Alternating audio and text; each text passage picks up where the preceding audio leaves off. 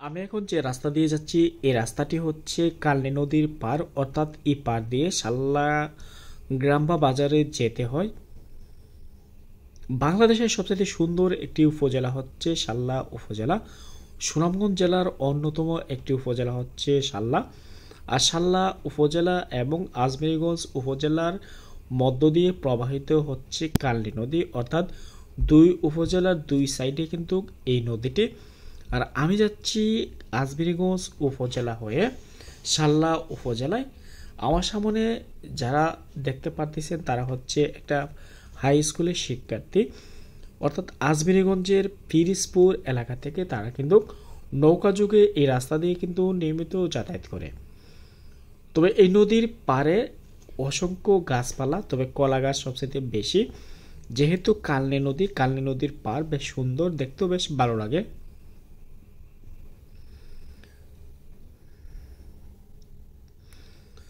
বৃষ্টি হয়েছিল যার জন্য রাস্তাটা অনেকটাই কাদা আর নদীর বাঁধ, যার ফলে এটা তারা রাস্তা হিসেবে ব্যবহার করে আসছে। অর্থাৎ এই অংশটুকু হচ্ছে শাল্লা উপজেলার।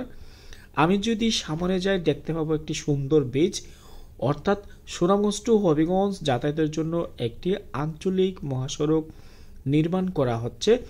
যদি আঞ্চলিক মহাসড়কটি নির্মাণ করা হয়, এই অঞ্চলে যারা বসবাস করে তাদের যাতায়াত সুবিধাটা অনেক সহজ হবে এবং দ্রুত সময়ের মধ্যে সুনামগঞ্জের বাসিন্দারা তারা ঢাকা যেতে পারবে এবং তারা সিলেট হয়ে বা জগন্নাথপুর হয়ে আর যাতায়াত করতে হবে না। নদীর পাড়ে অনেক ঘরবাড়ি, আর এই ঘরবাড়িগুলো বেশ সুন্দর। আর শাল্লা উপজেলায় যারা বসবাস করে তাদের যে জীবনযাপন অনেকটাই সুন্দর এবং দেখতে বেশ ভালো লাগে। তবে যারা নদীর পাড়ে বসবাস করে তারা কিন্তু নদীর সাথে মিলেমিশে বসবাস করতে হয়। মাঝে মধ্যে তারা নদী থেকে মাছ শিকার করে সেগুলো তুলে নিয়ে তারা খায়।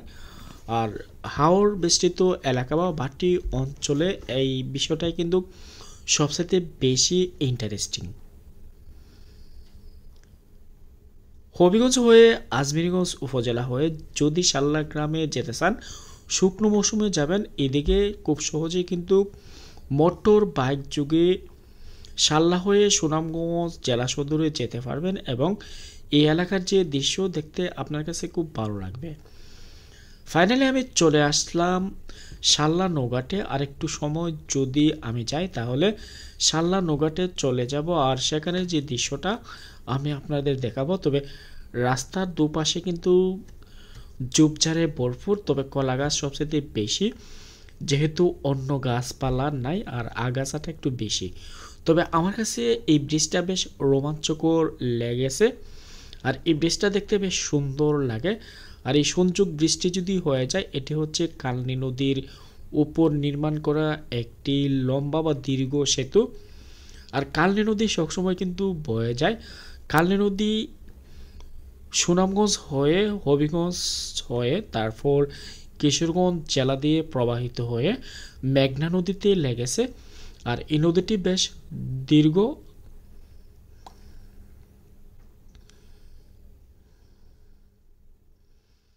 এখানের মধ্যে দেখা যাচ্ছে ইট, বালি, পাথর, সিমেন্ট, রড ইত্যাদি। অর্থাৎ এই ব্রিজ নির্মাণের যাবতীয় যেসব জিনিস দরকার সেগুলো এখানে রাখা হচ্ছে।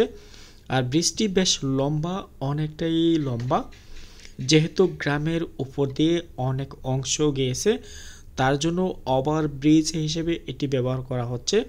এটি হচ্ছে একটা স্কুলের মাঠ, আর স্কুলের মাঠের উপর দিয়ে কিন্তু এই ব্রিজটি নেওয়া হচ্ছে। অর্থাৎ ঢাকা সিলেট আঞ্চলিক মহাসড়ক বা সুনামগঞ্জ টু হবিগঞ্জ ঢাকা আঞ্চলিক মহাসড়ক যদি এটি হয়ে যায়, তখন এই এলাকার মানুষের যে যাতায়াত সুবিধাটা অনেকটাই সহজ হবে এবং দ্রুত সময়ের মধ্যে তারা কিন্তু ঢাকাতে যেতে পারবে।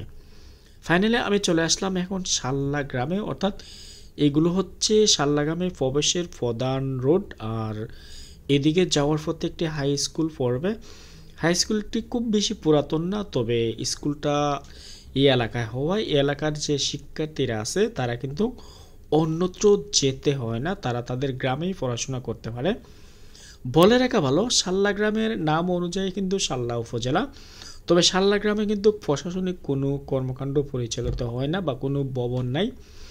অনেক দূরে কিন্তু শাল্লা উপজেলার কর্মকাণ্ড পরিচালিত হয়, সেখানে বিল্ডিং রয়েছে।